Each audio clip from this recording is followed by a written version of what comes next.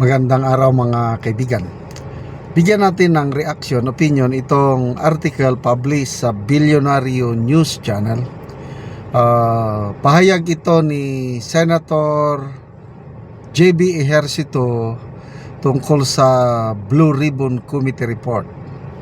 Sinupalpal niya ang chairman, hindi ko pipirmahan yan, not unless, sabi niya. Ito ang title. Ejercito won't sign unless contractors name in Blue Ribbon Report. Wow.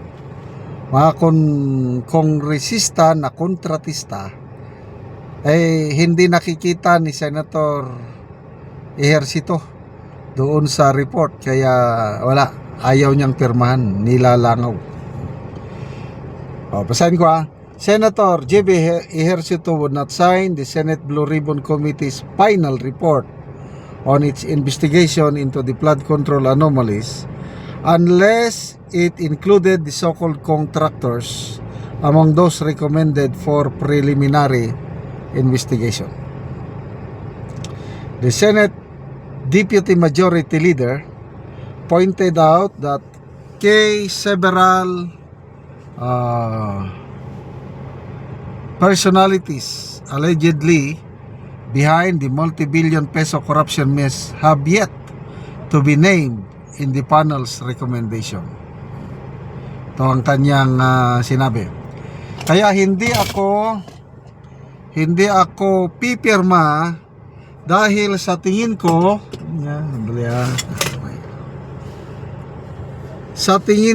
kulang pa ito. Kapag nakita kong kasama na yung mga kontraktor na congressmen, baka maaring pumirma ako, sabi niya sa isang interview. Hindi pa ako satisfied na yung mga tunay na may sala o yung mga tunay na salarin, mga major players na talagang nagsimula ng mga ito, sa tingin ko hindi kasama doon sa mga recommended. Salamat po, Senator Ejercito. Yan ang tama. Sa ngayon, according to Senator Ejercito, 5 pa lang, 4 pa lang ang nakapirma. Kailangan ng 9 na pirma. So, kung hindi makaabot sa 9 ang pipirma,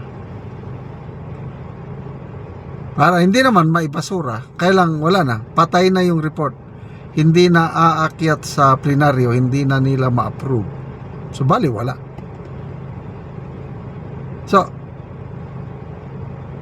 ang nakalagay lang kasi doon 3 senador, kapatid ni Senator Ejercito yung isa, si Jinggoy Villanueva, Escudero. Well lang na alam naman natin, nagsimula yung flood control mess na yan sa Kongreso. Kalukuhan, yung senador lang ang yung kwan. So palagay ko wala na yan, hanggang 4 na lang yan. Mahirapan sila kasi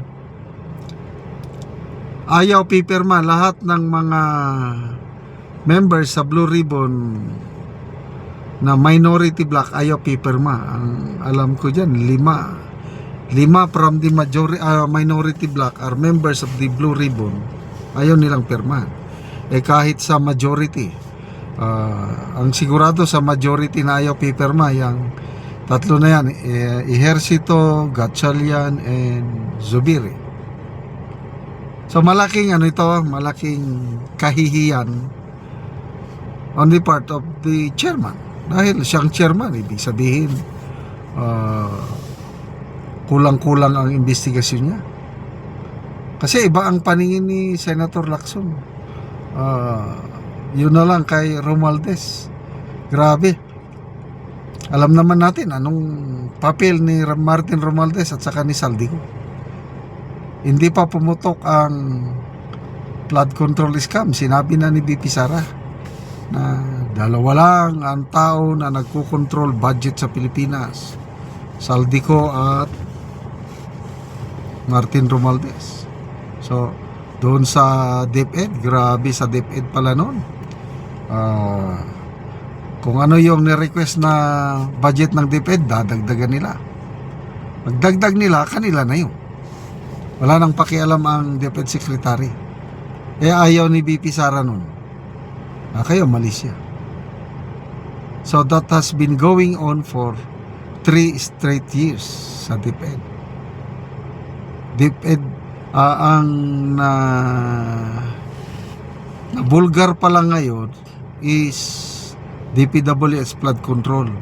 Wala pa yung mga kalukuhan pinaggagawa nila sa DepEd, sa DA, sa pati AFP pinakialiman. Yung 15 billion na pundo para pagpatayo ng mga barracks, training facilities, wala rin. But hindi kasalanan ito ng AFP dahil DPWH ang nag-handle ng pundo at nag-implement. Kaya biktima ang AFP. So ang daming kapalpakan ng administrasyong ito na hanggang flood control pa lang ang iniimbestigan Ang gusto ng mga kongresista, gagawa sana ng batas para magkaroon ng Independent People's Commission na may kapangyarihan, may sariling pundo para tuloy-tuloy ang investigasyon sa korakutan sa infrastructure projects. Wala pinatigil na ng Pangulo. ICI hanggang March 31 lang dahil tapos na daw ang trabaho nila. So ilan lang yung nairekomenda ng ICI? 8 kongresista lang na puros mga small fees. Hindi daw kasama doon si Romualdez. So anong ibig sabihin nun? Wala na, ligtas na. Saldico naman nasa Portugal, hindi na nila mapakialaman, ligtas na rin. So ano talaga, makikita nyo, sarswela lang talaga itong investigasyon. Yung sinasabi ng Pangulo na mahiya naman kayo, pwedeng maback to you sa kanya na mahiya ka naman. Okay, salamat mga kaibigan sa inyong pagsubaybay sa channel na ito. Nakakatulong kayo ng malaki sa tribong Talanding ng Bukidnon dahil ang income natin sa channel na ito is pantulong po sa tribo. Namimigay tayo ng libreng yero at pako para makapagpatayo naman sila ng mas maayos na tirahan. Panoorin yung video na ito. Karon mo na ni ang atop sa natagaan na mo og gero. So dako na gid kayo ang mga buslot.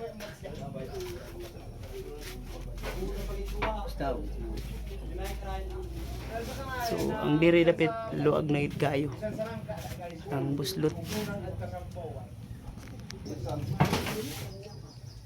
So mao na ni ang among gihatag nga yero nga mag-atop karon.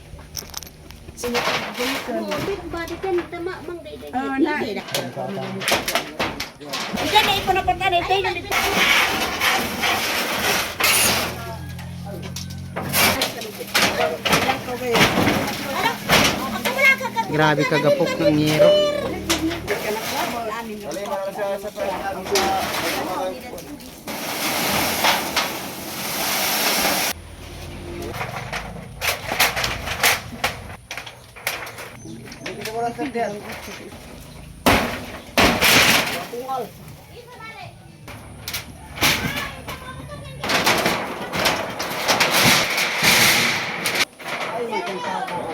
Bayang magiliw.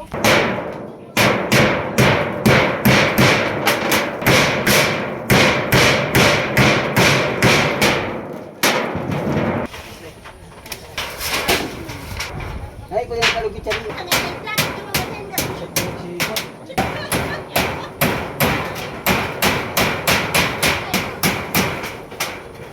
Ug karon naman na gyud sa pag-atop ang among ginahatag nga yero.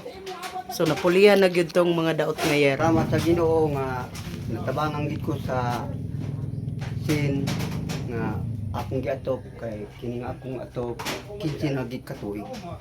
salamat gid kayo sa Yero.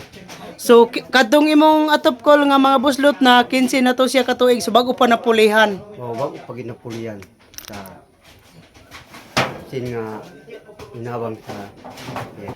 Kung wala pa'y tabang so di pagid ko kaatop.